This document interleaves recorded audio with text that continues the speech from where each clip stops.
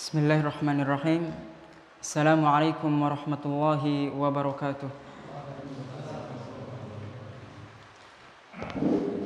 Alhamdulillahirabbil alamin. Wa sallallahu wasallam ala nabiyyinal karim, nabiyyina Muhammadin wa ala alihi wa sahabatihi wa man ihtada bihadyihi ila yaumiddin. Ikhwani fid din, a'izzail kiram, jamaah sekalian yang dirahmati oleh Allah Jalla Jalaluh. Pada pertemuan kita yang kedua ini, tentunya kita tidak lupa untuk bersyukur kepada Allah Jalla wa'ala atas kesempatan yang Allah berikan kepada kita dan keinginan untuk bisa mengikuti majelis dari majelis-majelis ilmu yang telah kita bahas sebelumnya akan keutamaan-keutamaannya. Dan kita bersyukur kepadanya pula atas limpahan rahmat karunia serta hidayahnya, khususnya sebuah hidayatul Islam, hidayah kita bisa meniti sebuah manhaj yang benar, yaitu manhajnya Nabi SAW dan para sahabatnya dan para salafun as-salih ridwanullah alaihim ajma'in. Salawat serta salam kita curahkan kepada junjungan Nabi besar kita Muhammad SAW, kepada keluarganya, para sahabatnya, dan orang-orang yang senantiasa berpegang teguh dengan sunnah beliau sallallahu alaihi wasallam, walaupun cobaan, rintangan menimpanya, akan tetapi tidak membuatnya goyah, justru malah menguatkan keyakinannya bahwa mereka berada di atas kebenaran hingga datangnya hari kiamat kelak. Jemaah sekalian yang dirahmati oleh Allah Jalla Jalaluh, insyaallah pada pertemuan kali ini kita akan membahas tafsir surat Al-Fatihah, dan ana menggunakan kitab yang ringkas, dan kitab ini ana kira untuk orang yang bisa membaca kitab pasti ada di maktabahnya, karena kitab ini telah mendapatkan banyak rekomendasi dan pujian dari para ulama, di mana kitab ini namanya adalah Taisirul Karimir Rahman fi Tafsir Kalamil Mannan, punya Syekh Abdurrahman ibnu Nasir As-Sa'di. Di antara pujian yang diberikan tentang kitab ini adalah pujian yang disampaikan oleh Syekh Muhammad ibnu Shalih Al-Utsaimin, guru dari muallif. Ana bacakan secara ringkas. Dalam kitab ini disebutkan, fa inna tafsir Syekhina Abdurrahman ibn Nasir As-Sa'di rahimahullahu taala al-musamma Taisirul Karimir Rahman fi tafsir Kalamil Mannan min ahsanit tafasir haitsu kana lahu mizatun katsirah, di mana beliau Syekh Muhammad ibn Shalih Al-Utsaimin memberikan beberapa poin-poin yang menunjukkan atas kelebihan kitab ini. Pertama, suhulatul ibarah wa wuduhuha haitsu yafhamuha ar-rasih fil ilmi wa man dunahu, bahwa kitab ini ibaratnya sangat mudah, istilah-istilah yang digunakan oleh muallif sangat gampang untuk bisa dipahami. Bahkan orang yang awam di sini tentunya orang yang bisa bahasa kitab ya. Untuk orang awam bisa memahami. Dan ini di antara kelebihan yang dimiliki oleh muallif dalam mengarang kitab tersebut. Kemudian yang selanjutnya, tajannubul hashwi wa tatwil alladzi la faidata minhu illa idha'ata waqtil qari'. Yang kedua, beliau katakan bahwa muallif dalam menafsirkan firman-firman Allah itu enggak terlalu memanjang, enggak terlalu banyak menyebutkan hal-hal yang di luar dari pembahasan, seperti contohnya memperbanyak penyebutan di situ perselisihan ulama, sehingga terlalu memanjang pembahasannya malah keluar dari pembahasan inti. Jadi beliau muallif Abdurrahman bin Nasir As-Sa'di enggak terlalu memanjang dalam menafsirkan firman-firman Allah taala. Kemudian yang ketiga, tajannubu dzikril khilaf illa ayyakuna al-khilafu qawiyan tad'ul hajati ila dzikrihi. Beliau enggak banyak menyebutkan perselisihan ulama kecuali perselisihan yang sering terjadi dan sering dibahas di kalangan kaum muslimin. Sedangkan hal-hal yang enggak terlalu menyinggung dalam kegiatan-kegiatan sehari-hari maka beliau enggak sebutkan. Jadi perselisihan yang penting yang beliau sebutkan dalam tafsirnya. Kemudian di antara hal yang paling penting, dan ini yang harus kita perhatikan dalam memilah-milih kitab-kitab tafsir, as-sair ala manhajis salaf fi ayatis sifat fala tahrif wa la ta'wil yukhalifu muradallahi bi kalamihi fahuwa umdatun fi taqriril aqidah. Di mana beliau tatkala menafsirkan firman Allah, beliau berjalan di atas manhaj salaf. Apa itu? Khususnya dalam pembahasan asma dan sifat. Beliau enggak mentahrif, merubah makna atau justru malah menghapus sifat-sifat tersebut. Dan ini banyak terkadang kita temukan di tafsir-tafsir yang mu'alifnya dari sisi akidahnya kurang jelas. Kemudian di antara kelebihan yang dimiliki oleh kitab tafsir ini, diqqatul istinbat fi ma tadullu alaihi al-ayatu minal fawaidi wal ahkami wal hikam. Beliau pandai dalam mengistinbatkan, mengambil, menarik suatu hukum dan faedah dari firman-firman Allah Ta'ala. Sehingga di antara contohnya, beliau menyebutkan dalam ayatul wudu dalam surat Al-Maidah, ya ayyuhalladzina amanu idza qumtum ilas shalah. Beliau dari ayat tersebut mengeluarkan berapa? Khamsina hukman, 50 hukum dari satu ayat.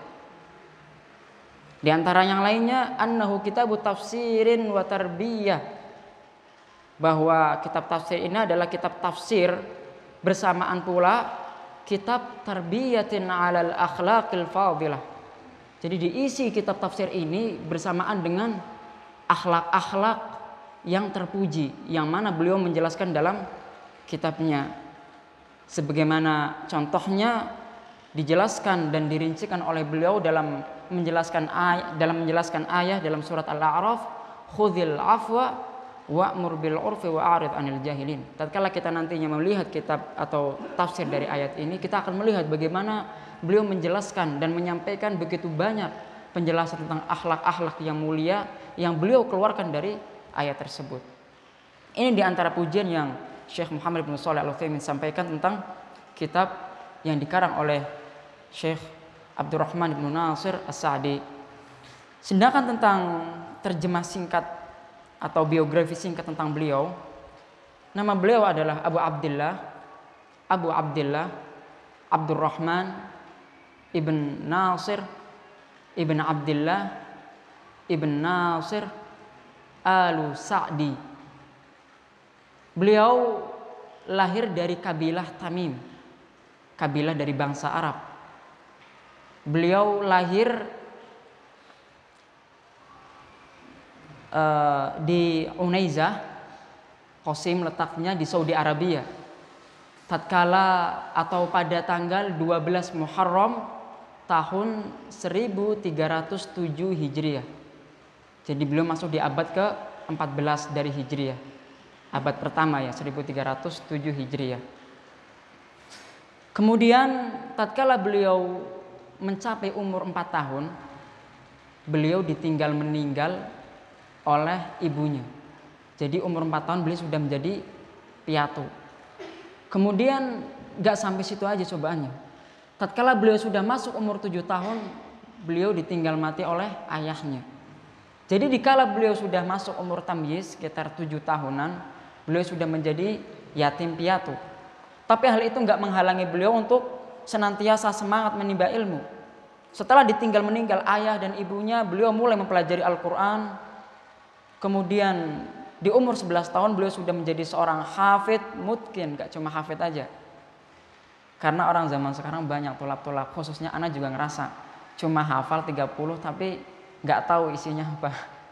Jadi beliau umur 11 tahun, masih umur kecil, belum balik, beliau sudah menjadi hafidul mutkin, hafid yang mutkin.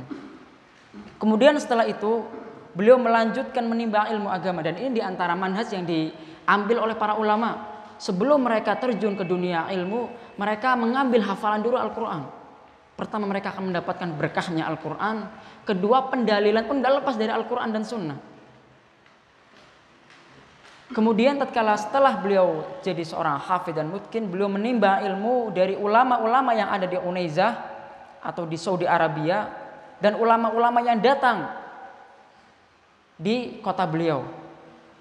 Sampai tatkala beliau mencapai umur 23 tahun, beliau sudah mulai ngajar, umur 23 tahun. Kemudian beliau selalu menimba ilmu dan mempelajari ilmu agama, sampai-sampai orang-orang yang di sekitarnya pun memahami bahwa beliau adalah seorang anak yang cerdas dan anak yang memiliki perhatian besar terhadap ilmu agama.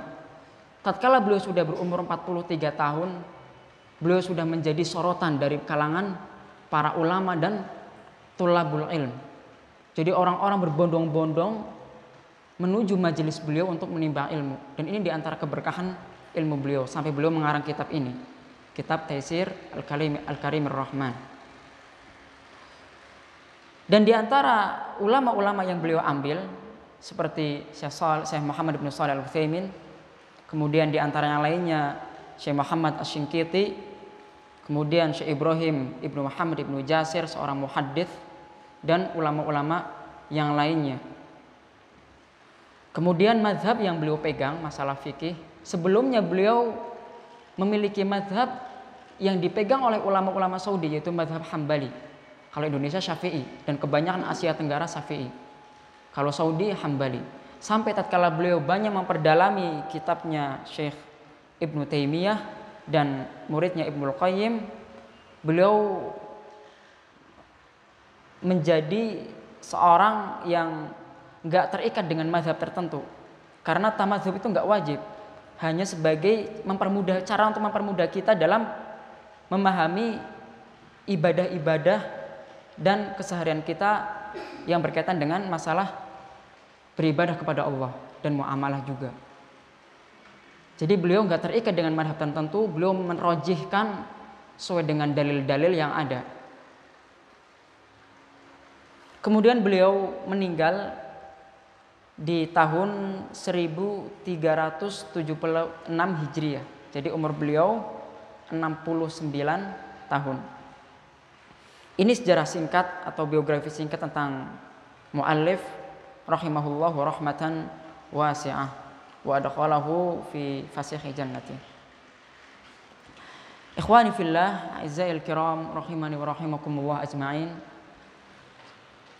Sebagaimana anak katakan bahwa kita akan mulai dari tafsir surat Al-Fatihah dengan alasan karena surat inilah yang sering kita baca, minimal dalam sehari itu 17 kali kita baca. 17 kali dalam sholat kita, yaitu sholat fardu. Belum lagi ditambah sholat-sholat sunnah. Belum lagi ditambah nanti qiyamul lail dan witir dan lain sebagainya. Jadi banyak kita membaca.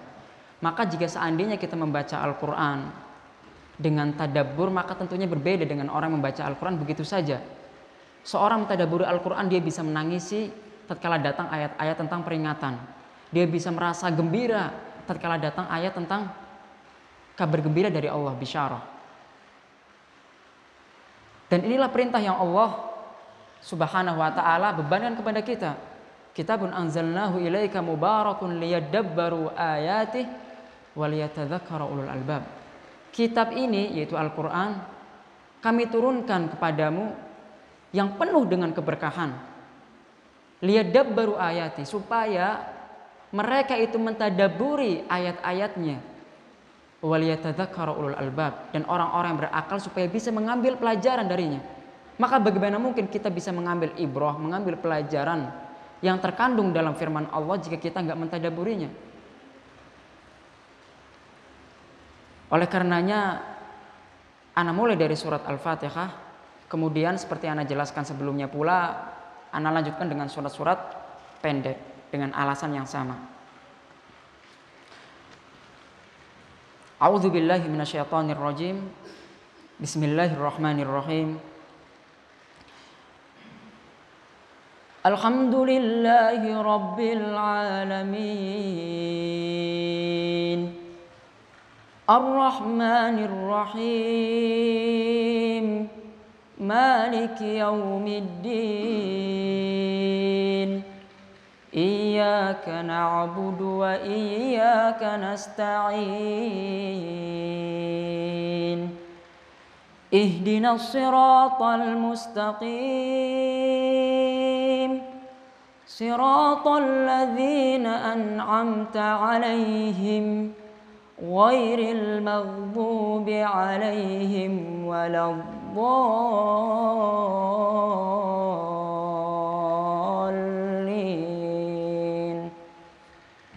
Kita mulai dari ta'awudz. A'udzu billahi minasyaitonir rajim.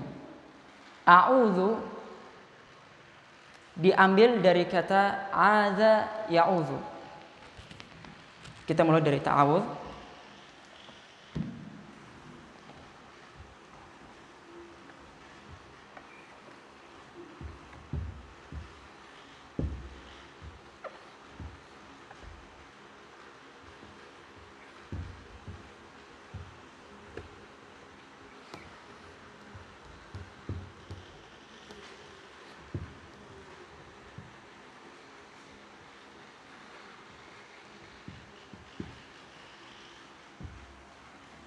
A'udzu diambil dari kata adza ya'udzu yang tersusun dari fiil dan fa'il. Pelakunya adalah ana, digunakan dengan dhamir mudhara'ah, huruf mudhara'ah. Ana a'udzu yang artinya iltaja'a yaltaji'u atau istajara yastajiru atau i'tasama ya'tasimu dan lain sebagainya. Ini makna dari a'udzu, yaitu berlindung, berpegang teguh dengan seyakin-yakinnya billah. Jadi a'udzu artinya berlindung, iltaja'a.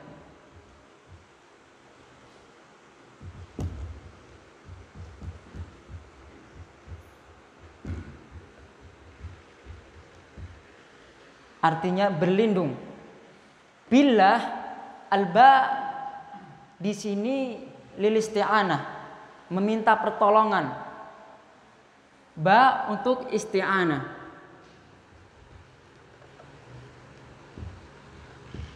Meminta pertolongan. Sedangkan Allah al-ma'luh al-ma'bud al-mustahiqu binfiradihi bil ibadah, yang berhak diibadahi, yang berhak disembah, hanya Dia satu-satunya. Kenapa hanya Dia, yaitu Allah Ta'ala yang berhak disembah? Karena Dialah yang memiliki sifat yang sempurna, yang tidak ditemukan dari segala sisi kekurangannya. Dan seluruh asma'ul husna kembali kepadanya. Seluruh asma'ul husna kembali kepada Allah Ta'ala. Dan lafzul jalalah Allah. Jadi seluruh asma'ul husna kembali kepada lafaz Allah. Sebagaimana Allah berfirman, walillahil asma'ul husna. Dan milik Allah lah asma'ul husna. Tatkala orang berkata Ar-Rahman min asma'illah, bahwa Ar-Rahman termasuk bagian dari nama-nama Allah. Dan kita nggak akan ngomong bahwa Allah termasuk dari nama Ar-Rahman. Jadi Ar-Rahman, Ar-Rahim, Ar-Razzaq, Al-Ghafur, semuanya termasuk dari nama-nama Allah. Jadi seluruh asma'ul husna kembali kepada Allah Ta'ala. Dialah yang berhak disembah dan Dialah yang berhak diibadahi. Dan diantaranya juga Allah berfirman, Allahu la ilaha illa huwa lahul asma'ul husna. Allahu la ilaha illa huwa lahul asma'ul husna. Allah yang tiada, atau Allah Rabb yang berhak disembah, huwa lahul asma'ul husna, dan Dialah yang memiliki nama-nama yang sempurna, nama-nama yang baik. Jadi a'udzubillah, tatkala orang mengatakan a'udzubillah, saya berlindung dengan meminta pertolongan kepada Allah Ta'ala, maka konsekuensi dari perkataan ini, dia yakin seyakin-yakinnya menyerahkan seluruh urusannya kepada Allah. Sehingga lepas dari perkataan a'udzubillah, keluar dari perkataan a'udzubillah, seorang menyembah berhala, seorang menyembah pohonan, seorang tabarruk kepada kuburan, kepada orang yang sudah mati, siapapun itu. Tatkala kita mengatakan a'udzubillah, kita menyerahkan segala urusan. Kita menyerahkan seluruh apa yang kita rasakan sulit.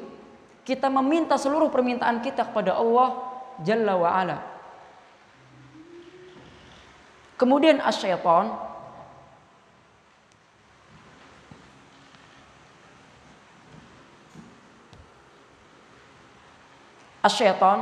secara bahasa diambil dari kata syatona.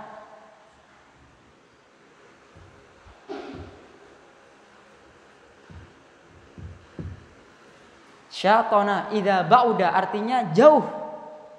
Syatona artinya jauh. Kenapa dikatakan syaitan itu jauh? Karena dia jauh dari tabiat dan hakikat asal dari manusia. Dan dia juga jauh karena kefasikannya dari seluruh kebaikan-kebaikan. Atau ada juga yang mengartikan dengan kata syato.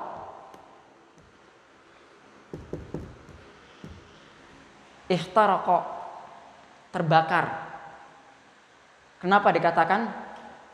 Kenapa asalnya dari kata syato, terbakar, panas? Karena syaitan tercipta dari api. Cuma yang benar dari dua arti ini, dua istilah ini adalah syatona, yaitu artinya idza ba'uda. Karena jika seandainya kita katakan syato, syaitan hanyalah diambil dari kata syato, yaitu yang terbakar, yang tercipta dari api, itu hanya mengkhususkan untuk syaitan saja, untuk bangsa jin yang Allah ciptakan dari api. Khalaqtahu min narin, bahwa Allah menciptakan khalaqtani min narin wa khalaqtahu min tin. Engkau menciptakan aku dari api dan menciptakan dia Adam dari tanah. Yang benar kenapa? Yang benar jadi syatona. Kenapa? Karena syaitan itu mencakup imma itu dari bangsa jin dan bangsa manusia. Jadi kita bisa katakan syaitan dari manusia juga. Jadi bisa kita artikan syaitan itu seperti sifat kejelekan untuk sesuatu. Bahkan hewan pun ada yang dikatakan syaitan. Seperti al-kalbul aswad syaitan. Anjing hitam itu syaitan. Karena dia jauh dari tabiat asalnya. Dan manusia juga bisa dikatakan bagi orang-orang yang tamarrud, yaitu orang-orang yang durhaka, orang-orang yang membangkang perintah Allah. Oleh karenanya Allah katakan wa kadzalika ja'alna likulli nabiyyin aduwwan syayatinal insi wal jin yuhi ba'dhum ila ba'dhi zukhrufal qawli ghurura. Wa kadzalika ja'alna likulli nabiy, dan seperti itulah kami jadikan pada setiap nabi aduan syayatinal insi wal jin, musuh-musuh yang berasal dari syaitan bangsa jin dan bangsa manusia, yang mereka saling membisik-bisikan dengan perkataan yang dibuat indah dalam rangka untuk menipu. Jadi syaitan itu mencakup jin, manusia dan hewan. Tapi dalam kata a'udzubillah di sini adalah iblis dan cucu-cucunya. Kenapa? Karena tatkala kita menghadapi musuh-musuh yang terlihat seperti musuh-musuh manusia, kita bisa menolak mereka. Tatkala datang gangguan dari mereka, kita bisa menolak mereka. Ima kita pukul mereka, atau tatkala perang kita bunuh mereka, atau tatkala dia berada di depan kita mengganggu ibadah kita, kita bisa halau mereka. Akan tetapi tatkala datang gangguan dari syaitan, sulit, kita mau apa? Kita hanya bisa meminta sama Allah berlindung atas gangguan mereka. Walaupun ada ulama yang mengatakan syaitan di sini alif lam untuk jins, untuk seluruh syaitan. Dalam hal ini, sebagaimana Ibnu Katsir menjelaskan bahwa ada 3 lokasi dalam Al-Quran dan tidak ada keempatnya. Jadi hanya ada 3 dalam Al-Quran. Pertama dalam surat Al-A'raf, kedua dalam surat Al-Mu'minun, dan ketiga dalam surat Al-Fusilat. Yang menjelaskan di situ bagaimana kita menghadapi musuh-musuh dari manusia dan bagaimana kita menghadapi musuh-musuh dari bangsa jin. Karena iblis dari jin, kana minal jin. Iblis bagian dari jin, fafasaqa an amri rabbi. Kemudian dia berbuat fasik Dia durhaka kepada Allah dan tidak memenuhi perintah-perintahnya. Di mana Ibnu Katsir menjelaskan 3 lokasi ini. Pertama dalam surat Al-A'raf, Allah berfirman, "Khudzil afwa wa'mur bil 'urfi wa a'rid 'anil jahilin." Surat Al-A'raf ayat 199 sampai 200. Ayat 199 sampai 200. Allah mengatakan, "Khudzil afwa wa'mur bil 'urfi wa a'rid 'anil jahilin wa imma yanzaghannaka minasyaitani nazghun fasta'id billah innahu sami'un 'alim." Ayat yang pertama Allah katakan khudzil afwa, ini untuk orang yang terlihat, yaitu musuh-musuh dari bangsa manusia. Berilah dia maaf. Wa'mur bil 'urfi wa'rid 'anil jahilin, dan perintahkanlah untuk melakukan kebaikan dan berpalinglah engkau dari orang-orang yang jahil. Di mana Allah Subhanahu wa taala memerintahkan tatkala kita menghadapi musuh-musuh dari bangsa manusia supaya kita coba berlaku baik dengan mereka. Datang gangguan dari orang, dia mencerca kita, mencaci kita. Udah maafin dia. Dan mencoba untuk bermuamalah dengan muamalah yang baik. Supaya apa? Supaya dia kembali kepada tabiat asalnya. Manusia mudah. Kita berlemah lembut, dia akan lemah lembut pula. Walaupun ada orang yang memang dari dasarnya sudah memusuhi kita. Tapi secara umum tabiat manusia seperti itu. Kita lembuti, dia akan kembali lembut juga. Tapi berbeda tatkala musuh kita adalah syaitan. Innahu yarakum huwa wa qabiluhu min haitsu la tarawnahum. Dia, yaitu syaitan iblis dan cucu-cucunya, itu melihat kita, tapi kita enggak melihat mereka. Maka bagaimanapun kita menghadap mereka, kita pukul dia, enggak mungkin. Maka kita berlindung kepada Allah Jalla wa Ala.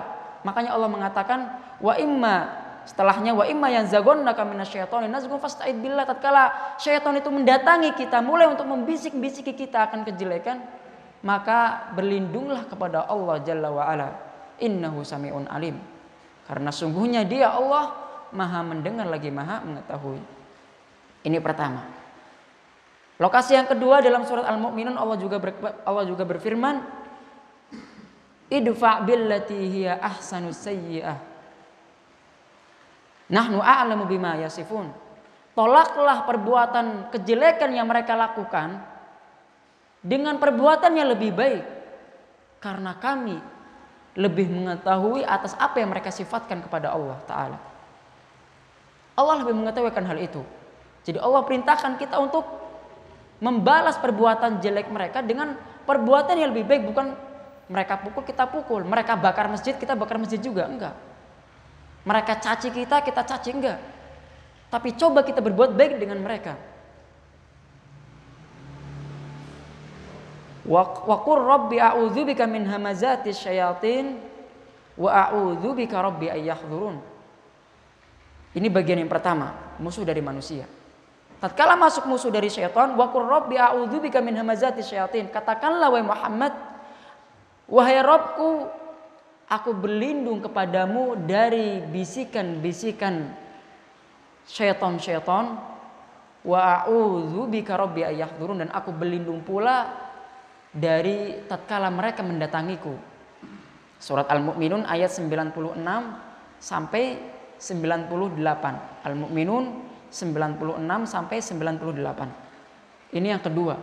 Allah membedakan tatkala musuh-musuh kita dari manusia, kita diperintahkan untuk berlaku baik dengan mereka.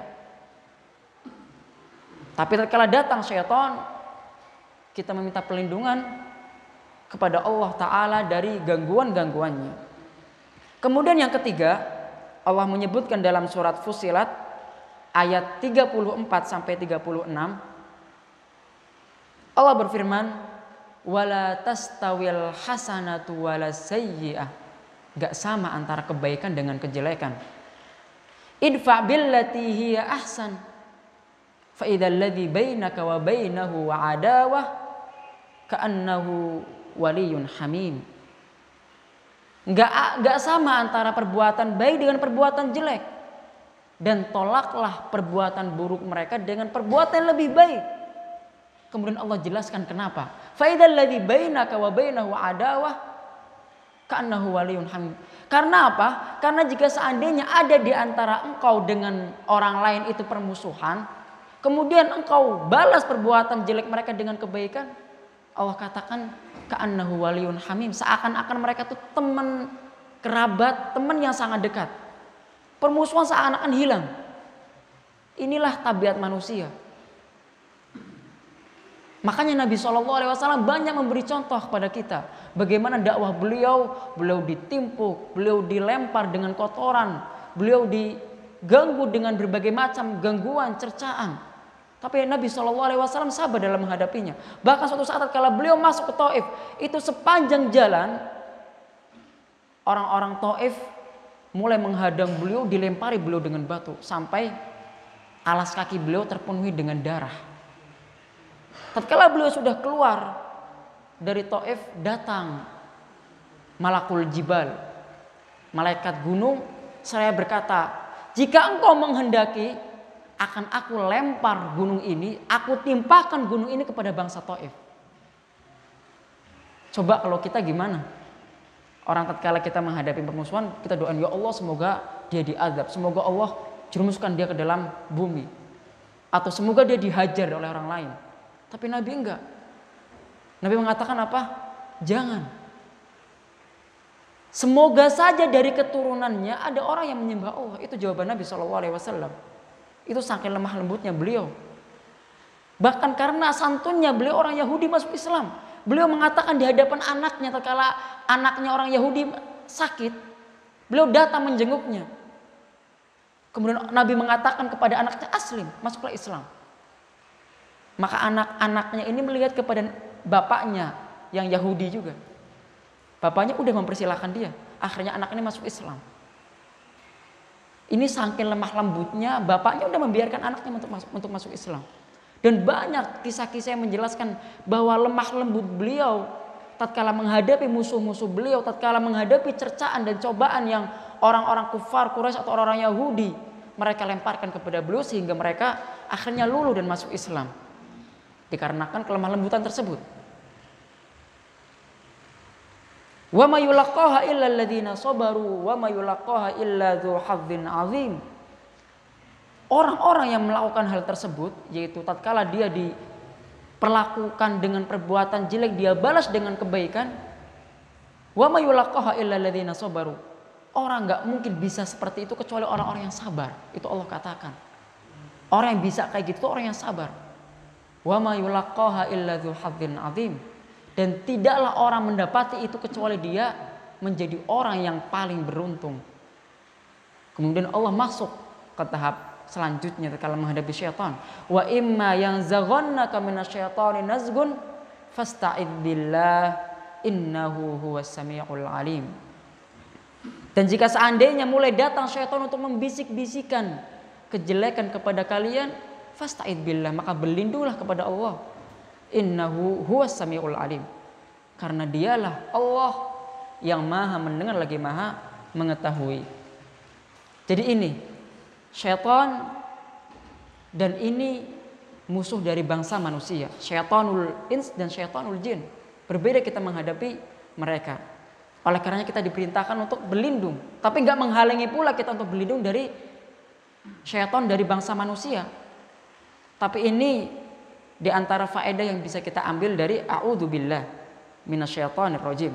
Kemudian kenapa kita diperintahkan untuk berlindung dari syaitan? Karena dia sudah jelas musuh kita. Karena Allah banyak menjelaskan dalam firman-Nya, di antaranya wala tattabi'u khutuwatis syaitan innahu lakum aduwwum mubin. Jangan kalian ikuti jejak-jejaknya syaitan, karena dia musuh sebenarnya untuk kalian. Dan syaitan dan iblis pun telah bersumpah di hadapan Allah Ta'ala. Dalam firman-Nya, dalam firman Allah Ta'ala, Allah menyebutkan bagaimana perkataan iblis. Qala fa bi'izzatika la ughwiyannahum ajma'in. Syaitan iblis berkata, dengan kemuliaanmu wahai Rabbku. Jadi bahkan iblis pun meyakini dan mengetahui bahwa Allah lah yang berhak disembah, Allah lah Tuhan seluruh makhluk, hanya Dia yang memiliki uluhiyah, rububiyah dan asma wa sifat. Iblis mengetahui itu, makanya kelak tatkala dia di neraka dia akan berkhutbah dan menyampaikan bahwa nggak ada lagi manfaat penyesalan, dan bahwa orang-orang yang mengikutinya, iblis nggak akan menanggung mereka, dan orang yang mengikutinya kelak akan termasuk orang-orang yang zalim, orang-orang yang sengsara. Jadi iblis sendiri yang mengatakan bahwa dia yang nantinya akan menyesatkan Bani Adam, menyesatkan manusia-manusia dari jalan-jalan Allah, dari jalan yang lurus. Tapi syaitan iblis mengecualikan, illa ibadaka minhumul mukhlasin, kecuali hamba-hambamu yang ikhlas kepadamu, yang tatkala beribadah hanya untukmu. Iblis nggak bisa macam-macam dengan mereka. Dalam firman lain Allah pun mengatakan, qala fa bi izzatika, ini dalam surat Shad ayat 82 sampai 83. Qala fa bi izzatik, yaitu perkataan iblis dalam surat Shad ayat 82 sampai 83. Dalam ayat lain Allah mengatakan, afatattakhidunahu wa dzurriyyatahu awliya'a min duni wa hum lakum adu bi'sal dzalimina badala, dalam surat Al-Kahfi ayat 50. Apakah kalian menjadikan mereka, yaitu iblis dan cucu-cucunya, aulia, pemimpin-pemimpin selain aku, yaitu selain Allah, sedangkan mereka adalah musuh kalian? Ini Allah katakan mereka musuh kalian. Bi'sal dzalimina badala, sungguh sangat jelek, sangat buruk perbuatan orang-orang zalim tatkala mereka merubah, mereka mengganti pemimpin yaitu wali, yaitu Allah Ta'ala, dengan mereka yaitu para syaitan dan gembongnya yaitu iblis, laknatullah alaihim. Kemudian selanjutnya ar-rajim,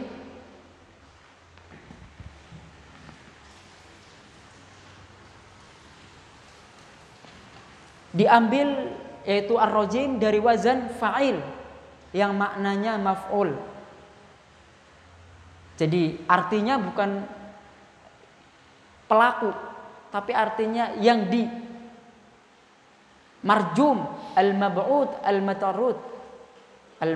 Al-marjum, al-mab'ud, al-matrud, al-mal'un. Itu artinya ar-rajim. Jadi ar-rajim di sini ada, pertama maknanya al-marjum.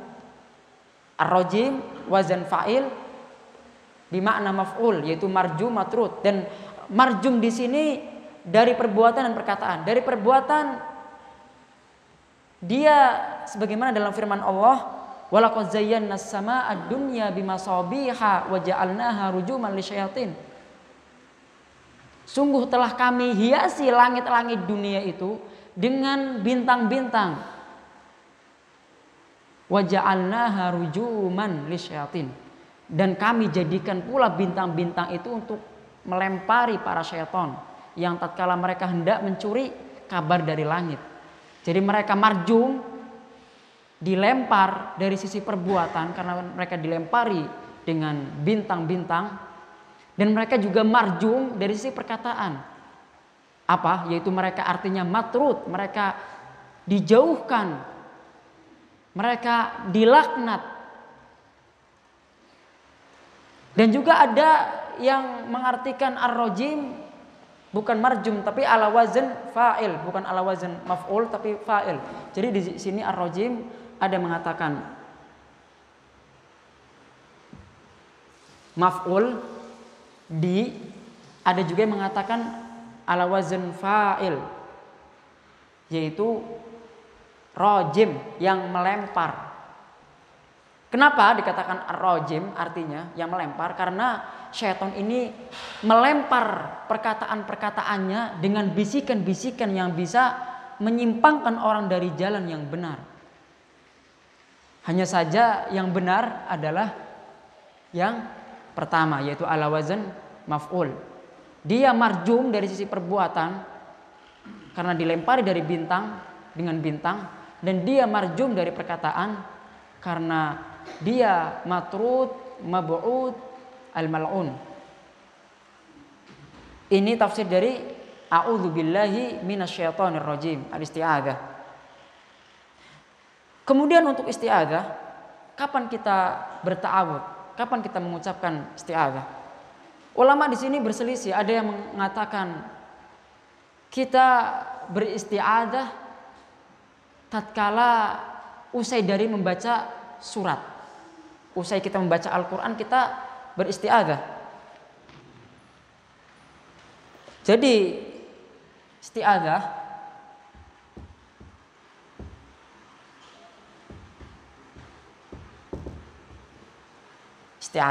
kalau misalkan sulit nulisnya pakai Indonesia nggak apa-apa ya. Terlalu lama kalau pakai Indonesia. Isti'adzah, ulama berselisih. Ada yang mengatakan membaca isti'adzah, a'udzubillahi minasyaitonirrajim,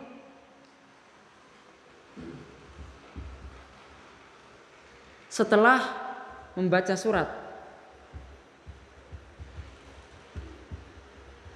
atau Al-Quran. Dalilnya apa?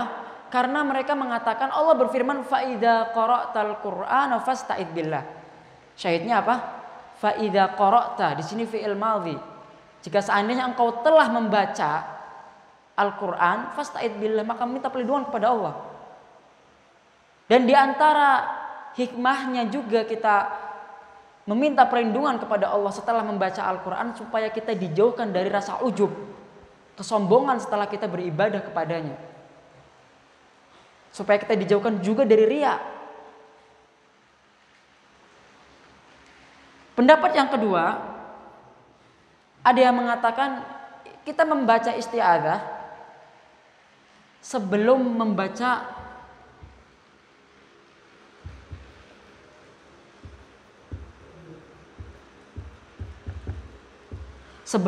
Al-Quran seperti biasanya. Dan ini yang dipegang oleh jumhur qurra dan jumhur mufassirin, jumhur ulama mengatakan bahwa kita membaca isti'adzah disunahkan sebelum kita membaca Al-Quran. Sama dalilnya. Tatkala Allah berfirman, "Fa'idza qara'tal Qur'an fasta'id billah." Kenapa di sini dalilnya sama fa'idza qara'ta? Jadi syahidnya sama di sini.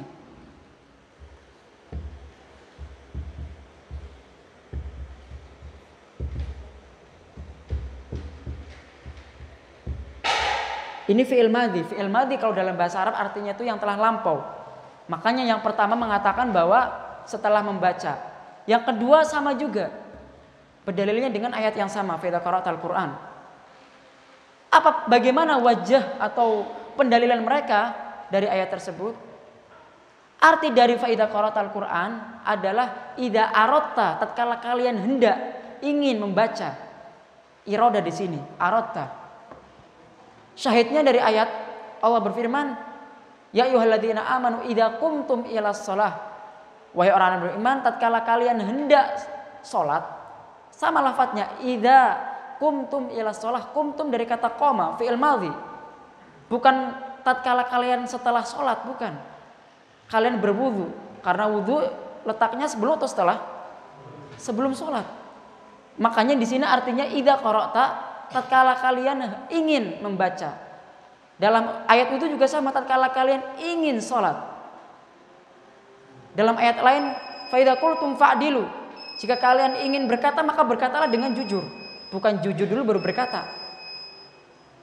Mafhum ya? Ini pendapat yang kedua. Pendapat yang ketiga, mau adzan dulu? Ya, tafadhol. Bismillah. Kemudian untuk pendapat yang ketiga dalam masalah isti'adzah,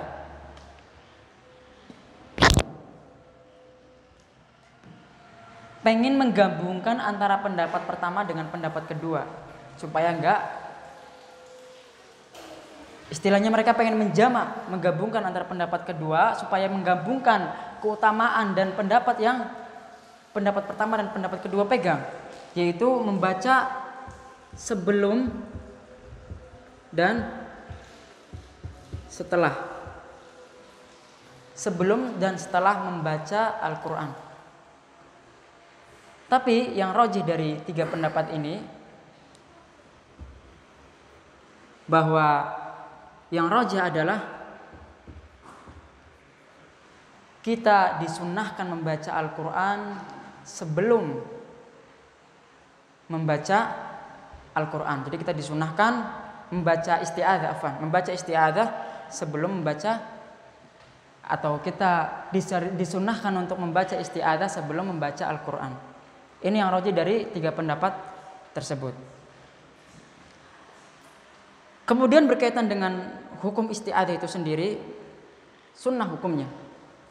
Isti'adzah hukumnya sunnah, padahal firman Allah kan jelas di sini. Fa idza qara'tal Qur'ana fasta'idz. Jika kalian hendak membaca Al-Qur'an maka memintalah perlindungan. Di sini amar, perintah. Tapi kenapa dikatakan kok sunnah? Jumhur ulama mengatakan sunnah. Bahkan Ibnu Jarir mengatakan bahwa ijma'ul ulama isti'adzah hukumnya sunnah tatkala hendak membaca Al-Qur'an, di sholat atau di luar sholat. Tapi maksudnya ijma' dari Ibnu Jarir ini untuk tulab juga ya, siapa tahu yang nantinya akan belajar dari tafsir beliau.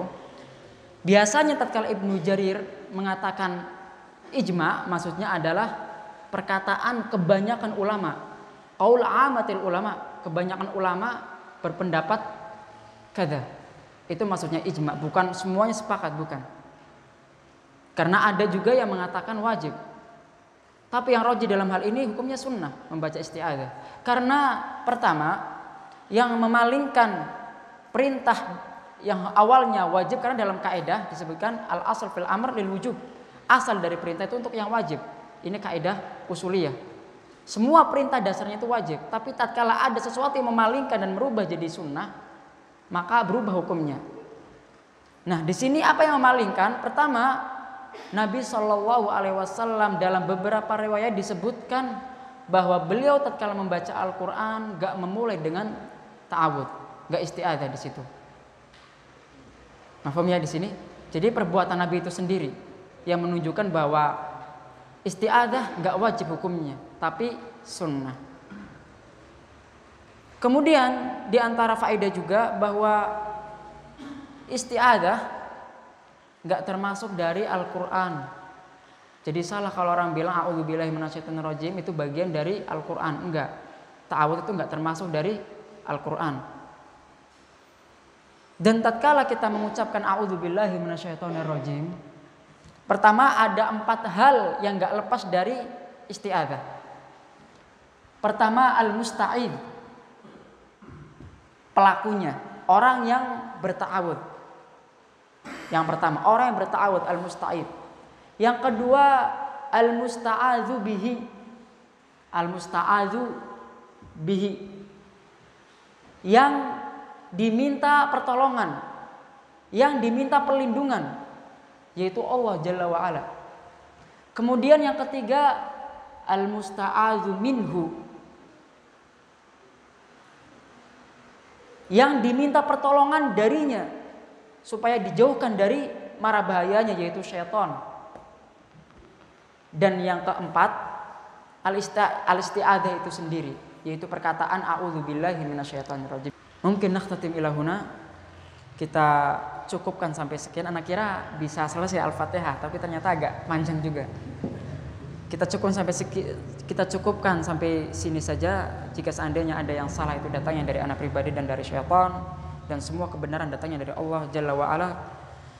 Kita tutup dengan doa kafaratul majlis. Subhanakallahumma bihamdik, asyhadu an la ilaha illa anta, astaghfiruka wa atubu ilaik. Wassalamualaikum warahmatullahi wabarakatuh.